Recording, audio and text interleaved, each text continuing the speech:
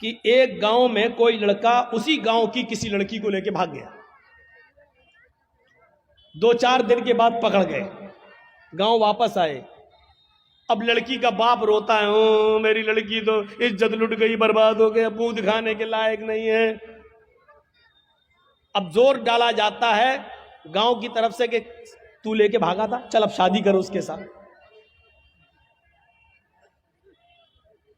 یہ گاؤں کی طرف سے فیصلہ ہوتا ہے شادی کرو اس کے ساتھ, اور وہ لڑکا تیار نہیں ہے شادی کرنے کے لیے.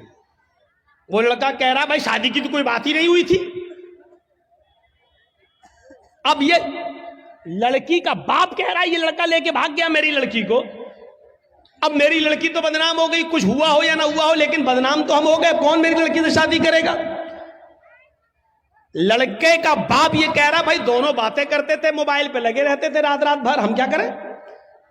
لڑکا کہہ رہا ہم شادی کیوں کریں, شادی کی کوئی بات ہی نہیں ہوئی ہے اس سے ہماری. ٹھیک ہے ہم بھگا کے لے گئے تو تمہارے گھر تھوڑی گھس کے لے گئے تھے ہم, فون پہ بات ہوئی فلاں جگہ تم آ جاؤ, ہم بھی فلاں جگہ چل رہے ہیں, موٹر سائیکل لے کے آ جائیں گے. ہم وہاں موجود تھے, یہ آ گئی, ہم لے کے بھاگ گئے. اب گاؤں میں جو سرپنچ ہوتے ہیں, مکھیا لوگ, سنو, اگر یہاں پر بھی ایسا ہوتا ہے تو سن لیں اس گاؤں کا مکھیا اور سردار, قیامت کے دن تمہیں بھی گواہی دینا پڑے گی اور اللہ کے سامنے تمہیں بھی جواب دینا پڑے گا.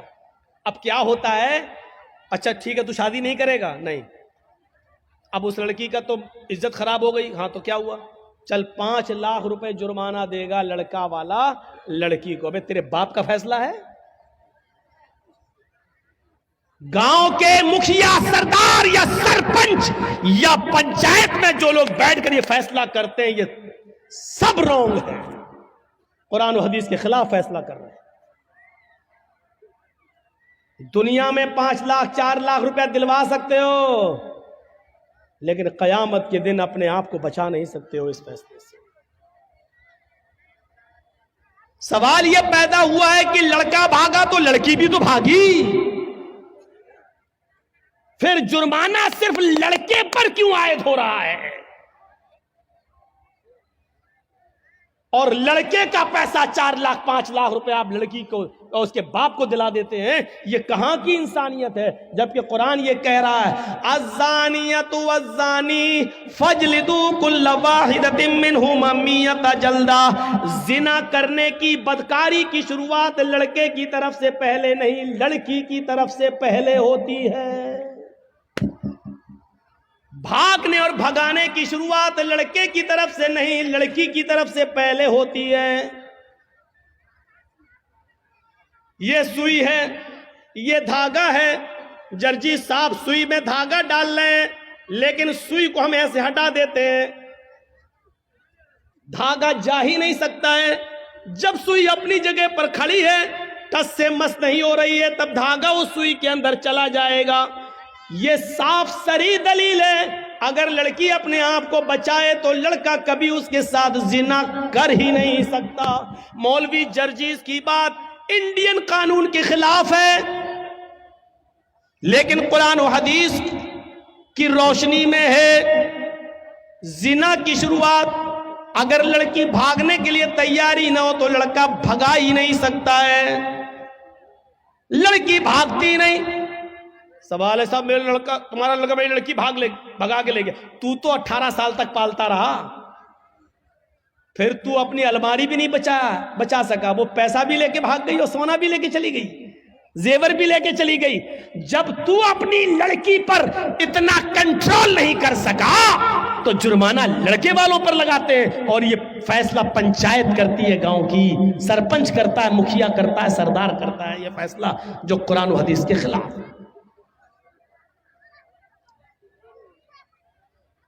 شادی ہو سکتی ہے یا نہیں وہ ایک الگ مسئلہ ہے, وہ الگ جانے دیجئے. سوال یہ ہے کیا جرمانہ لڑکے کے اوپر عائد ہوگا جبکہ بھاگنے میں دونوں نے برابر کی بھاگیداری لی ہے؟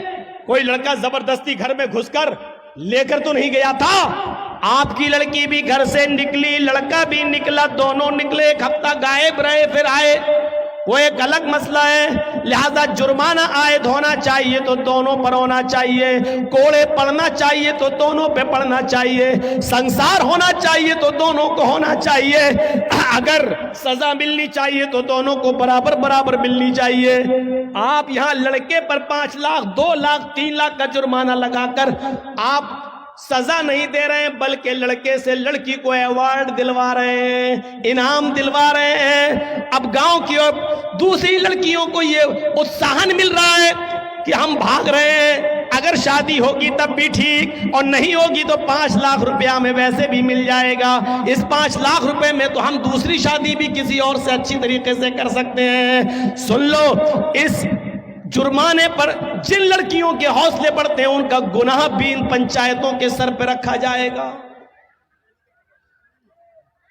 وَلَا يَجْرِمَنَّكُمْ شَنَآنُ قَوْمٍ عَلَىٰ أَلَّا تَعْدِلُوا, کسی قوم کی دشمنی تمہیں اس بات پر مجبور نہ کر دے کہ تم عدل نہ کرو, فیصلہ نہ کرو. ایسا نہیں ہونا چاہیے. اعدلوا هو اقرب للتقوى, ہر حال میں انصاف کرنا, ہر حال میں سچی بات کہنا, چاہے وہ کسی کے بھی خلاف ہو. حضرت علی رضی اللہ تعالیٰ عنہ کی ایک زرہ کیا ہوتی ہے آپ کو بتاؤں. زرہ ہوتی ہے, جنگ میں جب لڑا جاتا تھا تو ایک لوہے کی قمیص کی طرح یا کرتے کی طرح ایک وہ ہوتا تھا, وہ اپنے گلے میں ڈال لیا جاتا تھا تاکہ دشمن کا تیر سینے میں نہ لگے, اس لوہے پر لگ جائے. تیر آئے, کھنجر آئے, تلوار آئے تو وہ لوہے پر لگے, تو اس کو بولتے تھے زرہ. تو جنگ میں جاتے تھے تو زرہ پہن لیتے تھے صحابہ. حضرت علی کی بھی ایک زرہ تھی جو گھر کے باہر رکھی ہوئی تھی. حضرت علی اندر چلے گئے, زرہ باہر رکھی رہی, جب گھر سے باہر آئے تو زرہ غائب ہو گئی. پانی ہے, ٹھیک ہے, چلو آج پی لیتا ہوں.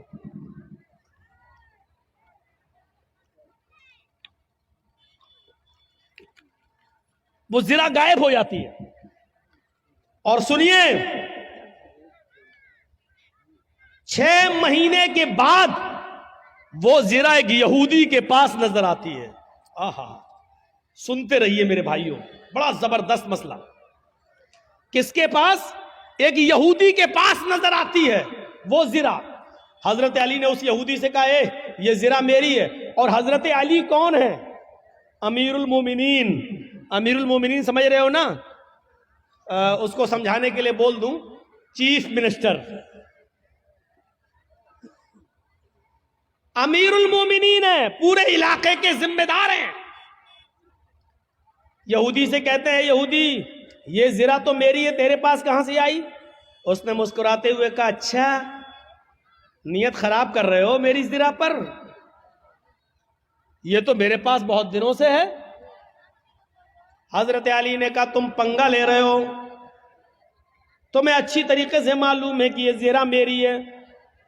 اس یہودی نے کہا, آپ جھوٹ بول رہے ہیں. لیجئے, کس سے کہا جا رہا ہے؟ حضرت علی سے. آپ جھوٹ بول رہے ہیں, یہ زرہ آپ کی نہیں میری ہے. حضرت علی نے کہا, میں تمہارے خلاف مقدمہ دائر کروں گا عدالت میں. اس یہودی نے کہا, کر دو مقدمہ, دیکھتے ہیں عدالت کیا فیصلہ کرتی ہے. حضرت علی نے مقدمہ دائر کر دیا. کہاں؟ کورٹ میں, عدالت میں. اور جج کون ہے؟ قاضی شریح. اور یہ جج کس نے بنایا؟ حضرت علی نے. جج کس کا؟ علی نے بنایا. لیکن جج بنا ضرور رہے حضرت علی, لیکن جج نے یہ نہیں دیکھا کہ مجھے جج بنایا کس نے.